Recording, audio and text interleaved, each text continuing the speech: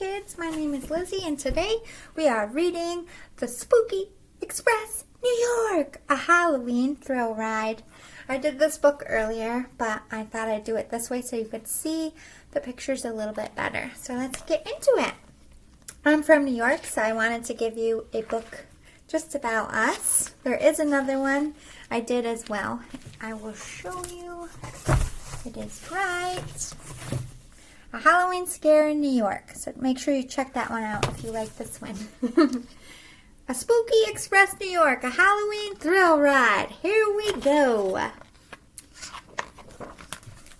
We were out trick-or-treating, my best friend and I, when we saw a huge shape swooping down from the sky. It circled around us on train tracks of mist. Then it came to a stop, and its large pistons hissed. That's what it sounds like when a train stops. What a marvelous train, engine black as the night. All its carriages glowed with a ghostly green light. And we both held our breath when its loud whistle blew, for the sound that it made was a ghastly woo woo. Oh, there's my kitty. She likes this book already. Her name is Gaia. Hi, Gaia. The door opened wide. A conductor appeared with a cheery old smile that was not to be feared. And he said, "Spooky Express, hop aboard, take a ride." How exciting, we thought, and we both climbed inside. She wants the window open. Oops. Look at the dragon. See, look, she's sticking her head right out the window. Like they are. We looked all around. What a wonderful sight. We saw ghosts to our left and we saw ghouls to our right. Oh, both my kitties. That's Luna. Hi, Luna. Say hi. Hi, kids. Well, I have two kitties and they both wanted to come say hi to you. Look at that. Let me read this again for you. We got distracted by the kitties. We looked all around. What a wonderful sight. We saw ghosts to our left and ghosts to our right. There were mummies and tatters and witches and hats, and ogres and werewolves and vampire bats. There were big trolls from Yonkers that towered in size, and aliens from Scarsdale with bright, bulging eyes. These. Boop! Let's poke them in the eye. Does it hurt? Are we annoying you yet? Does it hurt? A voice on the speaker said, "Please hold tight." Then the train gave a lurch and launched into the night. We glided along through a dark, stormy sky, and we watched as the streets of Manhattan whizzed by. We zipped over Buffalo, saw its bright lights, and glimpsed Lackawanna from dizzying heights. The ride was fantastic, but where were we going? We sped ever onward with no signs of slowing. Oh my goodness. It says Brooklyn, Ithaca, Utica, Merrimack, and Plattsburgh, and Syracuse, where I am right here. Boom. So that's how far I am from New York City. Lake Erie, next stop, said the train's engineer. Make room for the creatures who'll swim aboard here.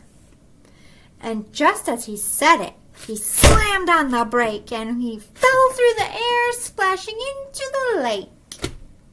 Oh dear, now we're swimming. I scared the kitties. They ran away. We soon left the lake for another strange stop. Up a really tall tower on the side near the top. I believe that's Empire State Building. And then on Mount Marcy, where the big ogres dwell. And then down in old sewers. Oh, the sewer folks smell. Rats. As we raced to our next stop, the train turned to too fast, and I saw through the window, psh, a pumpkin whizzed past. The ghost started howling. What happened? I said. We're doomed, cried a witch. That's the engineer's head. Oh my goodness. If the engineer's headless, he can't steer the train. For his head's where he keeps both his eyes and his brain. He yanked levers forward, he jerked levers back. The train started wobbling all over the track. We swerved around buildings, we darted past trees, we sped off the turns, and it made us weak in the knees. While everyone panicked, I stood up and said, with the help of my friends, we can get that head. Miss Witch, I said calmly, your broom if I may.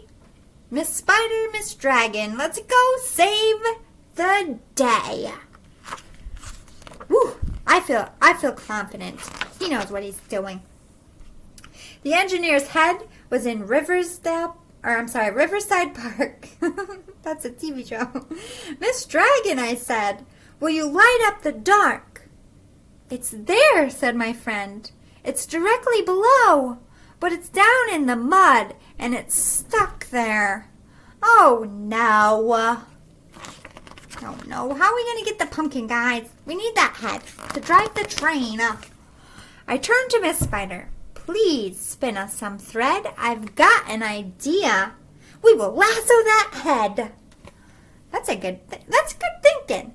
We twirled it around, threw it over the top, and we pulled the head free with a switch and a... Look, it's free. Yay, we got the pumpkin head. We got the pumpkin head. We got the pumpkin head.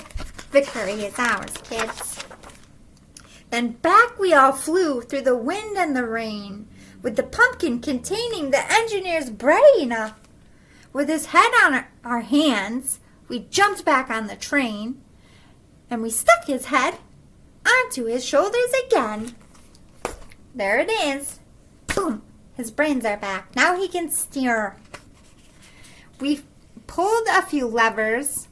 The ghost train slowed down. Do you know where we were?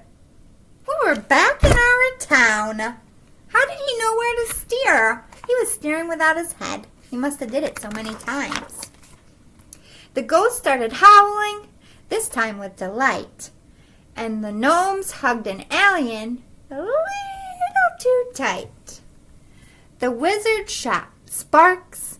They were orange and green, and they cried, well done, children, you saved Halloween. Well, we'd be stuck on this train had you not been so daring. And now we can stop in each town and go scaring. Yay, you saved Halloween. Woo! We jumped off the train, none the worse for our fright. This had certainly been the best Halloween night. The train started moving, its large pistons. It circled around us on train tracks of mist. It launched itself skyward, its loud whistle blew, and the sound that it made was a friendly whoop, whoop. Happy Halloween! I hope you like it, kids. Be safe out there. Check your candy before you eat it, and stay with your parents at all times so you don't get lost. See you next year. Bye.